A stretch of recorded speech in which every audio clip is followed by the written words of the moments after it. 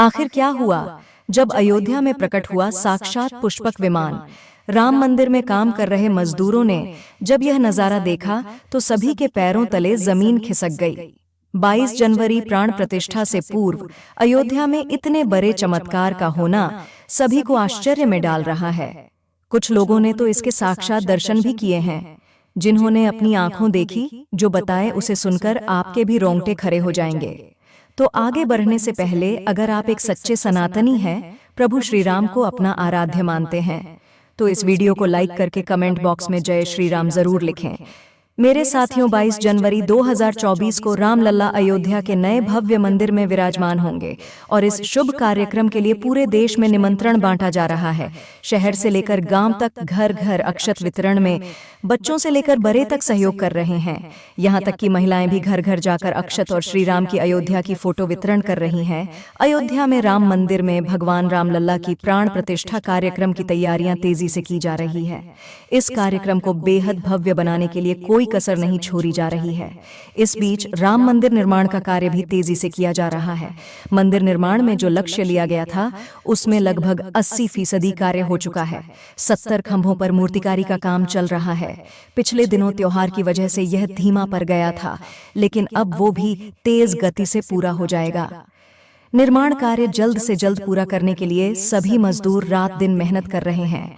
लेकिन 10 जनवरी की रात कुछ ऐसा चमत्कार हुआ जिसे देखकर सभी मजदूरों के होश उड़ गए। जब रात्रि के समय सब मजदूर अपना काम निपटाकर तंबू में सो रहे थे, उसी समय अचानक से उन्हें वहां कुछ हलचल महसूस हुई। सुरेश नाम के एक मजदूर ने जब तंबू से बाहर झांक कर देखा तो उसे राम मंदिर के परिसर में कुछ अजीब सी पीली चमकती हुई चीज दिखाई दी। उसने अपने साथियों को जगाना चाहा, लेकिन कोई भी उसके साथ नहीं आया। हिम्मत करके सुरेश जब राम मंदिर परिसर में पहुंचा तो वहां का नजारा बहुत चौंकाने वाला था, क्योंकि वहां पर उसे एक बहुत ही दिव्य चमत्कार, एक विमान दिखाई दिया जिसका आकार मोर के समान था, जो दिखने में काफी सुंदर और तेज से परिपूर्ण था, जो कि राम मंदिर परिसर में पिछले क्षेत्र में उतर रहा था। लेकिन उस विमान को नियंत्रित कौन कर रहा था, ये समझ नहीं आ रहा था, क्योंकि उस विमान में इतना तेज था कि सामान्य आंखों से नहीं देखा जा सकता था। लेकिन समझ में कुछ ऐसा आ रहा था मानो स्वयं साक्षात भगवान राम पुष्पक विमान के माध्यम से अयोध्या में उतर रहे हों।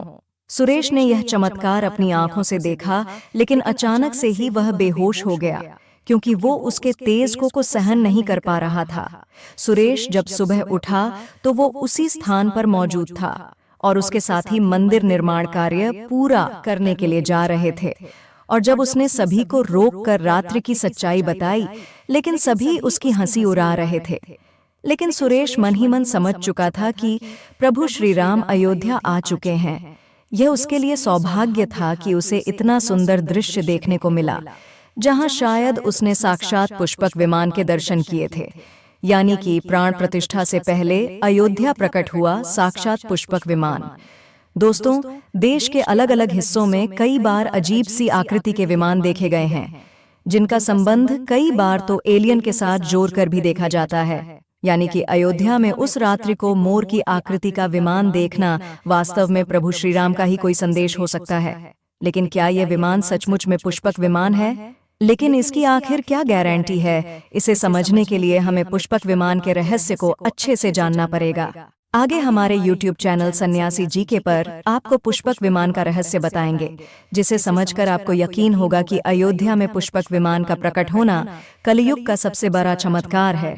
तो मेरे साथियों, रामायण में पुष्पक विमान का जिक्र है, जो पहले कुबेर के पास था। इसके बाद रावण ने उसे अपने सौतेले भाई कुबेर से लंका समेत बलपूर्वक हथिया लिया था। फिर रावण इसी के जरिए कहीं भी आता जाता था और रावण को हराने के बाद यह विमान श्री राम के पास आ गया।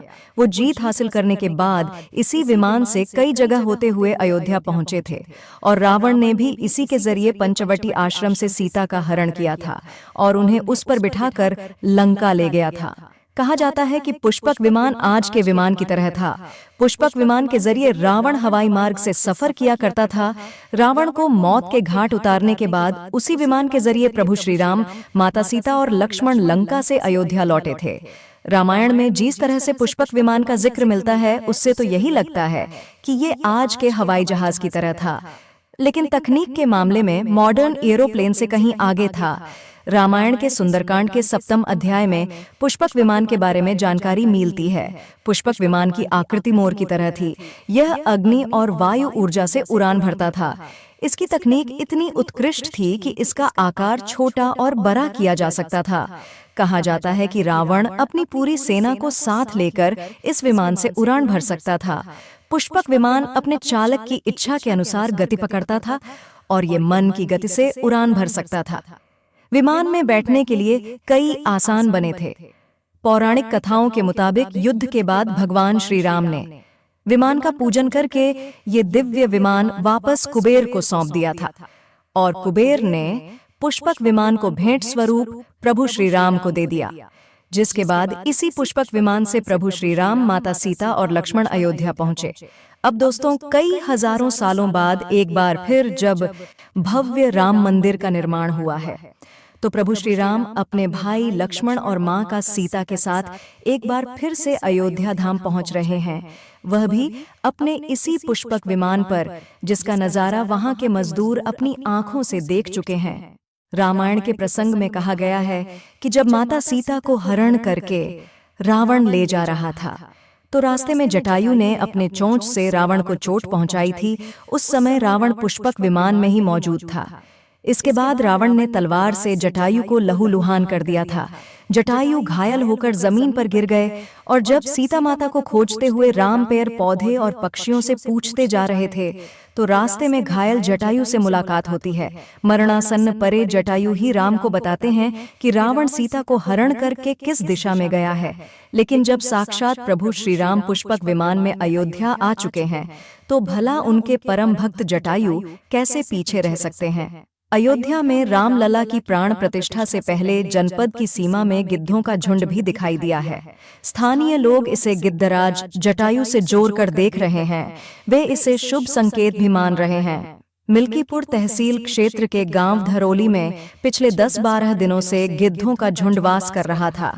हालांकि उस गांव से गिद्ध उड़ गए हैं, लेकिन अयोध्या की सीमा में यहाँ वहाँ दिखाई दे रहे हैं। गांव वालों का कहना है कि पिछले 20 वर्षों से हम लोगों ने इलाके में गिद्ध नहीं देखे। अब जब राम मंदिर बन रहा है, तो इस गांव में लगभग 50 की संख्या में गिद्ध आकाश में दिखाई दे रहे हैं। उनमें से 10-12 गिद्ध गांव में ही सेमल के पैर पर वास कर रहे थे। गिद्धों के दिखने की घटना को ज्यादातर लोग राम से जोड़ कर देख रहे हैं और शुभ संकेत भी मान रहे हैं। 22 जनवरी को होने वाले प्राण प्रतिष्ठा के समारोह में देश के प्रधानमंत्री नरेंद्र मोदी ने देश विदेश की कई महान हस्तियों को निमंत्रण दिया है। लेकिन आपको जानकर हैरानी होगी कि नेपाल में भी कुछ विशेष लोगों को समारोह में आने का निमंत्रण दिया गया है। इसके पीछे का रहस्य जानकर आपके भी होश उड़ जाएंगे, क्योंकि नेपाल को भगवान श्री राम का ससुराल कहा जाता है। क्योंकि नेपाल एक समय पर जनकपुर धाम था, जहाँ के राजा थे राजा जनक, और उनकी पुत्री माँ सीता वहीं पर भूमि में से प्रकट हुई थी। जनकपुर धाम, जिसे मिथिला भी कहा जाता था, और मिथिला संस्कृति में यह मान्यता है कि जब बेटी का गृह प्रवेश होता है तो उसके मायके से तोहफा और अन्य सामग्री भिजवाई जाती है। इसी परंपरा के मुताबिक जब प्रभु राम का मंदिर में गृह प्रवेश होगा, तो सीता जी की ओर नेपाल से अयोध्या उपहार आ रहे हैं, जिसे भार यात्रा का नाम दिया गया है। राम मंदिर की प्राण प्रतिष्ठा के लिए भगवान राम के ससुराल नेपाल के जनकपुर से कपडहे फल और मेवा के साथ साथ उपहारों से सजे 1100 थाली आने वाले हैं। इसमें आभूषण, बर्तन, कपड़े और मिठाइयां भी आएगा, जिसमें 51 प्रकार की मिठाइयां, दही, मक्खन और चांदी के बर्तन शामिल होंगे। 22 जनवरी को प्राण प्रतिष्ठा समारोह होने वाला है। इसके लिए श्री राम जन्मभूमि तीर्थ क्षेत्र ट्रस्ट की तरफ से भगवान राम की ससुराल नेपाल के कई गणमान्य लोगों को निमंत्रण पत्र भेजे गए हैं।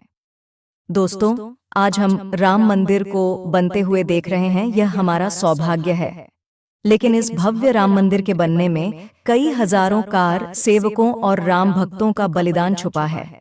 उस समय आक्रमणकारियों ने काशी मथुरा के साथ ही अयोध्या में भी लूटपाट की और पुजारियों की हत्या कर मूर्तियां तोड़ने का क्रम जारी रखा। लेकिन 14वीं सदी तक वे अयोध्या में राम मंदिर को तोड़ने में सफल नहीं हो पाए, क्योंकि हर बार राम मंदिर और अयोध्या की रक्षा करने के लिए आसपास के राजा मदद भेज देते थे। हजारों साधुओं ने भी मंदिर की रक्षा के लिए अपने प्राणों की आहुति दे दी। विभिन्न आक्रमणों को झेलते हुए श्री राम की जन्मभूमि पर बना भव्य मंदिर 14वीं शताब्दी तक बचा रहा। कहते हैं कि सिकंदर लोधी के शासनकाल के दौरान यहाँ भव्य मंदिर मौजूद था और 14वीं शताब्दी में हिंदुस्तान पर मुगलों का अधिकार हो गया और उसके बाद ही राम जन्मभूमि अयोध्या को नष्ट करने के लिए कई अभियान चलाए गए। 1527-28 में इस भव्य मंदिर को तोड़ दिया गया और उसकी जगह बाबरी ढांचा खड़ा किया गया। कहते हैं कि मुगल साम्राज्य के संस्थापक बाबर के एक सेनापति ने बिहार अभियान के समय अयोध्या में श्री राम के जन्मस्थान पर स्थित प्राचीन और भव्य मंदिर को तोड़कर एक मस्जिद बनवाई थी। 19 जनवरी 1885 को हिंदू महंत रघुबीर दास ने पहली बार इस मामले को फैजाबाद के न्यायाधीश हरिकिशन के सामने रखा था।